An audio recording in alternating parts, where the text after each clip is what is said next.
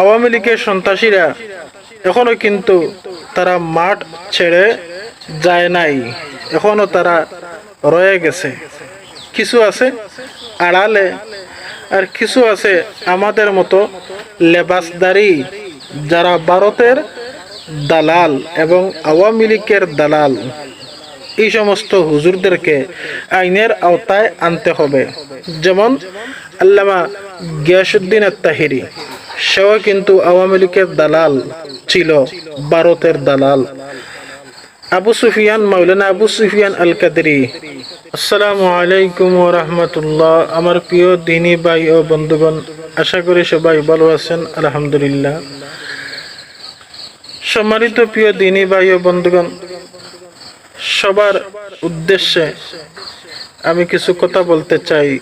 যদি আপনারা আমাকে সাপোর্ট করেন বা আমার সাথে থাকেন, তাহলে আমি প্রধান উপদেষ্টার কাছে কিছু প্রশ্ন রাখতে চাই। আলহামদুলিল্লাহ, বর্তমান যে প্রধান উপদেষ্টা যিনি দেশ পরিচালনা করতেছেন, খুবই ভালো করতেছেন, আলহামদুলিল্লাহ। আমরা ওনার কাজকর্মের উপর খুবই খুশি, সাধারণ জনগণ। তবে ওনার কাছে আমার একটি প্রশ্ন, যে আওয়ামী লীগের যে সমস্ত নেতাকর্মী সন্ত্রাসীদের ধরা হচ্ছে বা এদেরকে শাস্তিও দেওয়া হচ্ছে, আলহামদুলিল্লাহ, এতে আমরা খুবই খুশি। তবে সব থেকে বড় কথা হচ্ছে, আওয়ামী লীগের সন্ত্রাসীরা এখনো কিন্তু তারা মাঠ ছেড়ে যায় নাই, এখনো তারা রয়ে গেছে।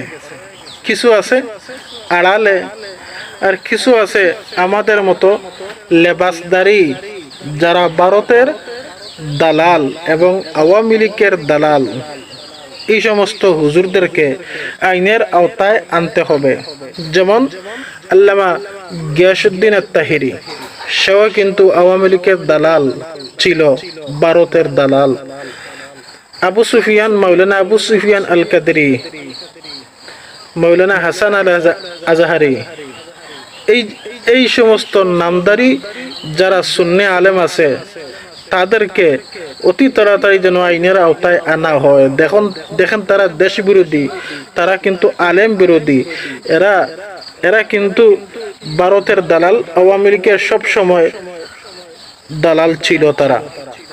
আর এরা কেন এখন পর্যন্ত খোলা মাঠে ঘুরে বেড়াচ্ছে? এদেরকে দিয়ে কোনো সময় ইসলামের কাজ কিছু হয় নাই, আর কোনোদিনও হবেও না।